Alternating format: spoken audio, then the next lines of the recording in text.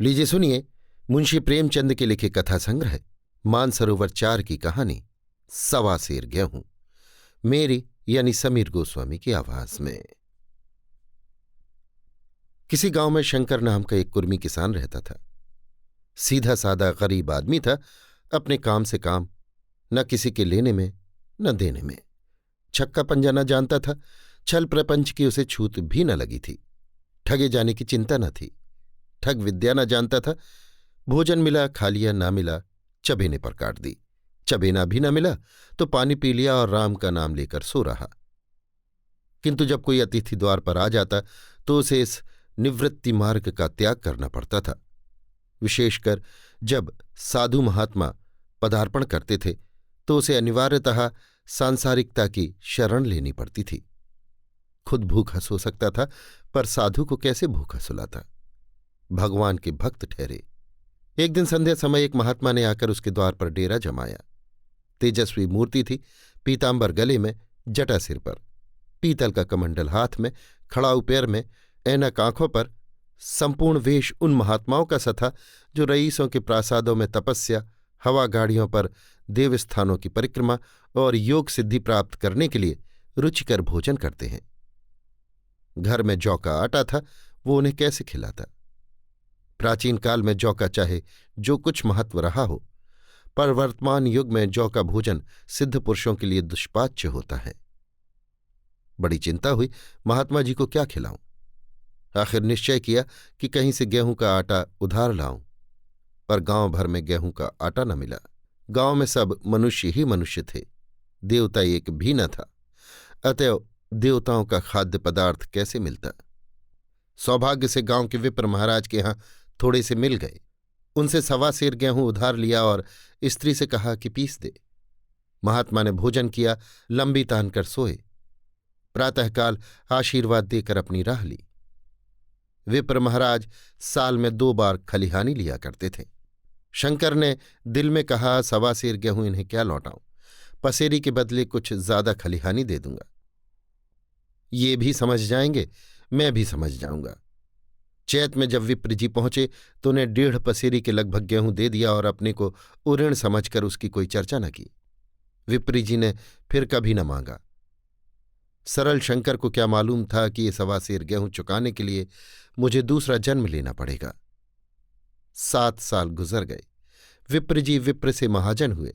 शंकर किसान से मजूर हो गया। उसका छोटा भाई मंगल उससे अलग हो गया था। एक दिन साथ रहकर दोनों किसान थे, अलग होकर मजूर हो गए थे। शंकर ने चाहा कि द्वेष की आग भड़कने न पाए, किंतु परिस्थिति ने उसे विवश कर दिया। जिस दिन अलग अलग चूल्हे जले वो फूट फूट कर रोया। आज से भाई भाई शत्रु हो जाएंगे। एक रोएगा तो दूसरा हंसेगा। एक के घर मातम होगा तो दूसरे के घर गुलगुले पकेंगे। प्रेम का बंधन, खून का बंधन, दूध का बंधन आज टूटा जाता है। उसने भगीरथ परिश्रम से कुल मर्यादा का वृक्ष लगाया था, उसे अपने रक्त से सींचा था। उसका जड़ से उखड़ना देखकर उसके हृदय के टुकड़े हुए जाते थे। 7 दिनों तक उसने दाने की सूरत न देखी। दिन भर जेठ की धूप में काम करता और रात को मुंह लपेट कर सो रहता। इस भीषण वेदना और दुस्सह कष्ट ने रक्त को जला दिया, मांस और मज्जा को घुला दिया। बीमार पड़ा तो महीनों खाट से न उठा। अब गुजर बसर कैसे हो। 5 बीघे के आधे खेत रह गए, 1 बैल रह गया। खेती क्या खाक होती। अंत को यहां तक नौबत पहुंची कि खेती केवल मर्यादा रक्षा का साधन मात्र रह गई। जीविका का भार मजूरी पर आ पड़ा। 7 वर्ष बीत गए। एक दिन शंकर मजूरी करके लौटा तो राह में विप्र जी ने टोक कर कहा, शंकर, कल आके अपने बीज बैंक का हिसाब कर लो। तेरे यहां 5.5 मन गेहूं कब से बाकी पड़े हुए हैं और तू देने का नाम नहीं लेता। क्या हजम करने का मन है। शंकर ने चकित होकर कहा, मैंने तुमसे कब गेहूं लिए थे जो 5.5 मन हो गए। तुम भूलते हो मेरे यहां किसी का छटाक भर ना अनाज है, ना 1 पैसा उधार। विप्र, इसी नियत का तो फल भोग रहे हो कि खाने को नहीं जुड़ता। ये कहकर विप्र जी ने उस सवा सेर गेहूं का जिक्र किया जो आज के 7 वर्ष पहले शंकर को दिए थे। शंकर सुनकर अवाक रह गया। ईश्वर, मैंने इन्हें कितनी बार खलिहानी दी, इन्होंने मेरा कौन सा काम किया जब पोथी पत्रा देखने आए, साइत सगुन विचारने द्वार पर आते थे, कुछ न कुछ दक्षिणा ले ही जाते थे। इतना स्वार्थ! सवा सेर अनाज को अंडे की भांति सेकर आज ये पिशाच खड़ा कर दिया जो मुझे निगल ही जाएगा। इतने दिनों में एक बार भी कह देते तो मैं गेहूं तौल कर दे देता। क्या इसी नियत से चुप साधे बैठे रहे? बोला, महाराज, नाम लेकर तो मैंने उतना अनाज नहीं दिया, पर कई बार खलिहानी में सेर सेर 2-2 सेर दिया है। अब आप आज 5.5 मन मांगते हैं, मैं कहाँ से दूंगा? विप्र, लेखा जो बख्शीश 100-100। तुमने जो कुछ दिया होगा उसका कोई हिसाब नहीं। चाहे 1 की जगह 4 पंसेरी दे दो। तुम्हारे नाम बही में 5.5 मन लिखा हुआ है, जिससे चाहे हिसाब लगवा लो। दे दो तो तुम्हारा नाम छेंक दूं, नहीं तो और भी बढ़ता रहेगा। शंकर, पांडे, क्यों ये गरीब को सताते हो? मेरे खाने का ठिकाना नहीं, इतना गेहूं किसके घर से लाऊंगा? विप्र, जिसके घर से चाहे लाओ, मैं छटाक भर भी न छोड़ूंगा। यहां न दोगे, भगवान के घर तो दोगे। शंकर कांप उठा। हम पढ़े लिखे आदमी होते तो कह देते, अच्छी बात है, ईश्वर के घर ही देंगे। वहां की तौल यहां से कुछ बड़ी तो न होगी। कम से कम इसका कोई प्रमाण हमारे पास नहीं, फिर उसकी क्या चिंता? किंतु शंकर इतना तार्किक, इतना व्यवहार चतुर न था। एक तो ऋण, वो भी ब्राह्मण का।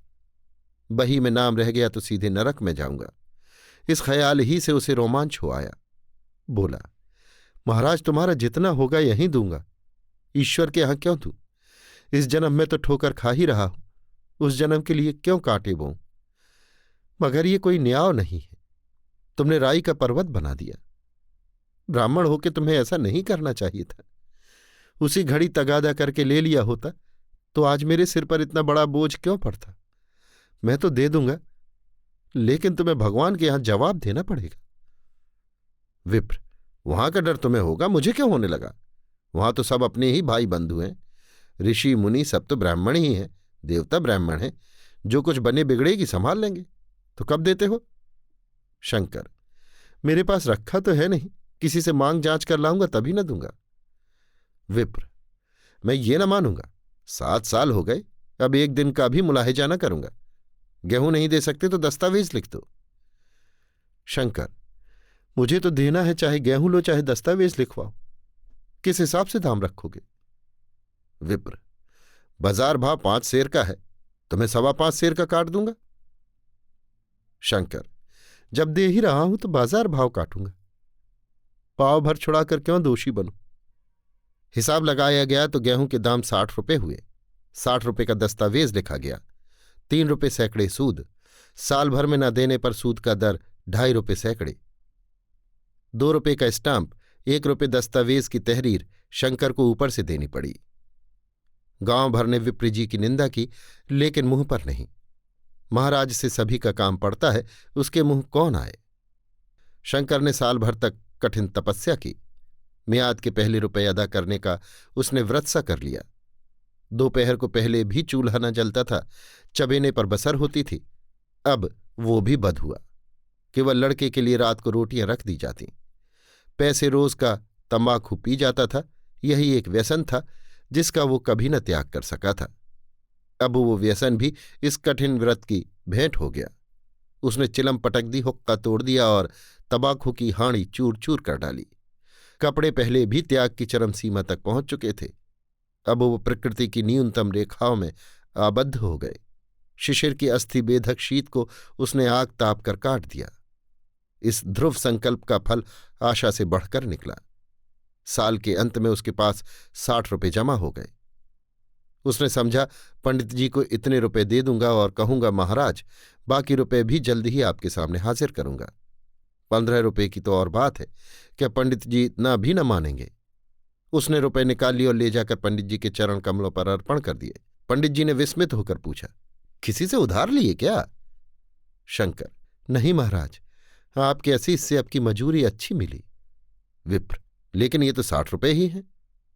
शंकर, हाँ महाराज, इतने अभी ले लीजिए, बाकी मैं 2-3 महीने में दे दूंगा। मुझे उरेन कर दीजिए। विप्र, उरेन तो जब ही होगे जब मेरी कौड़ी कौड़ी चुका दोगे। जाकर मेरे 15 रुपये और लाओ। शंकर, महाराज इतनी दया करो, अब सांझ की रोटियों का भी ठिकाना नहीं है। गांव में हूं तो कभी न कभी दे ही दूंगा।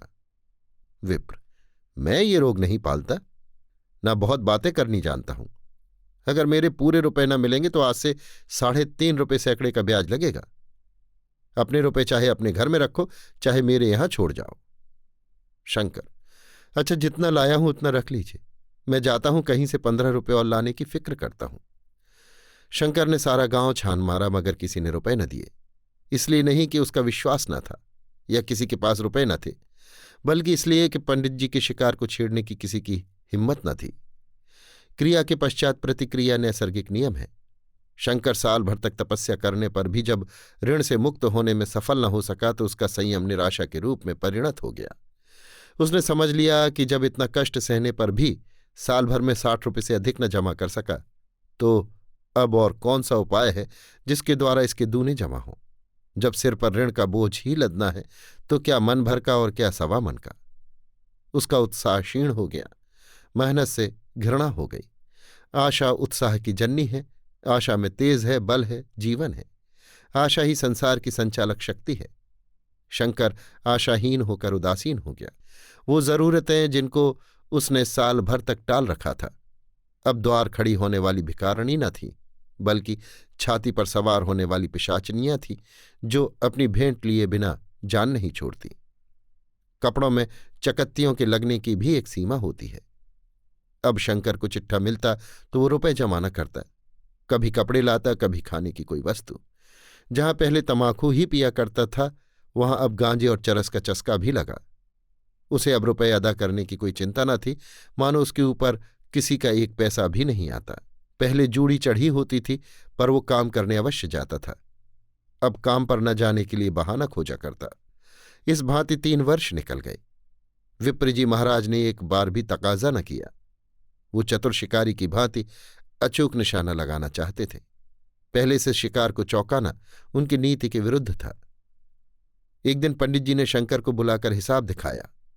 60 रुपये वो जमा थे, वो मिन्हा करने पर अब भी शंकर के जिम्मे 120 रुपये निकले। शंकर, इतने रुपए तो उसी जन्म में दूंगा, इस जन्म में नहीं हो सकते। विप्र, मैं इसी जन्म में लूंगा, मूल न सही सूद तो देना ही पड़ेगा। शंकर, एक बैल है वो ले लीजिए, एक झोपड़ी है वो ले लीजिए, और मेरे पास रखा क्या है। विप्र, मुझे बैल बधिया लेकर क्या करना है? मुझे देने को तुम्हारे पास बहुत कुछ है। शंकर, और क्या है महाराज? विप्र, कुछ नहीं है, तुम तो हो। आखिर तुम भी कहीं मजूरी करने जाते ही हो। मुझे भी खेती के लिए मजूर रखना ही पड़ता है। सूद में तुम हमारे यहां काम किया करो, जब सुभीता हो मूल भी दे देना। सच तो यों है कि अब तुम किसी दूसरी जगह काम करने नहीं जा सकते जब तक मेरे रुपए नहीं चुका दो। तुम्हारे पास कोई जायदाद नहीं है, इतनी बड़ी गठरी में किसे एतबार पर छोड़ दूं? कौन इसका जिम्मा लेगा कि तुम मुझे महीने महीने सूद देते जाओगे? और कहीं कमाकर जब तुम मुझे सूद भी नहीं दे सकते तो मूल की कौन कहे? शंकर, महाराज, सूद में तो काम करूंगा और खाऊंगा क्या? विप्र, तुम्हारी घरवाली है, लड़के हैं, क्या वो हाथ पांव कटा के बैठेंगे? रहा मैं, तुम्हें आध सेर जौ रोज कलेवा के लिए दे दिया करूंगा। ओढ़ने को साल में एक कंबल पा जाओगे, एक मिर्जई भी बनवा दिया करूंगा। और क्या चाहिए?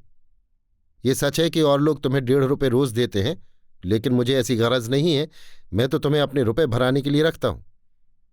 शंकर ने कुछ देर तक गहरी चिंता में पड़े रहने के बाद कहा, महाराज, ये तो जन्म भर की गुलामी हुई।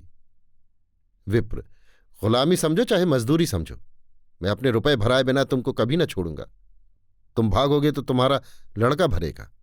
हाँ, जब कोई न रहेगा तब की बात दूसरी है। इस निर्णय की कहीं अपील न थी। मजूरी जमानत कौन करता, कहीं शरण न थी, भागकर कहाँ जाता। दूसरे दिन से उसने विप्र जी के यहां काम करना शुरू कर दिया। 1.25 सेर गेहूं की बदौलत उम्र भर के लिए गुलामी की बेड़ी पैरों में डालनी पड़ी। उस अभागे को अब अगर किसी विचार से संतोष होता था तो वो ये था कि ये मेरे पूर्व जन्म का संस्कार है। स्त्री को वे काम करने पड़ते थे जो उसने कभी न किए थे। बच्चे दानों को तरसते थे, लेकिन शंकर चुपचाप देखने के सिवा और कुछ न कर सकता था। वो गेहूं के दाने किसी देवता के शाप की भांति यावत जीवन उसके सिर से न उतरे। शंकर ने विप्र जी के यहां 20 वर्ष तक गुलामी करने के बाद इस दुस्सार संसार से प्रस्थान किया। 120 रुपये अभी तक उसके सिर पर सवार थे। पंडित जी ने उस गरीब को ईश्वर के दरबार में कष्ट देना उचित न समझा। इतने अन्याय, इतने निर्दयी न थे। उसके जवान बेटे की गर्दन पकड़ी। आज तक वो विप्र जी के यहां काम करता है। उसका उद्धार कब होगा, होगा भी या नहीं, ईश्वर ही जाने। पाठक इस वृतांत को कपोल कल्पित न समझिए, ये सत्य घटना है। ऐसे शंकरों और ऐसे विप्रों से दुनिया खाली नहीं है। अभी आप सुन रहे थे मुंशी प्रेमचंद के लिखे कथा संग्रह मानसरोवर 4 की कहानी सवा सेर गेहूं, मेरी यानी समीर गोस्वामी की आवाज में।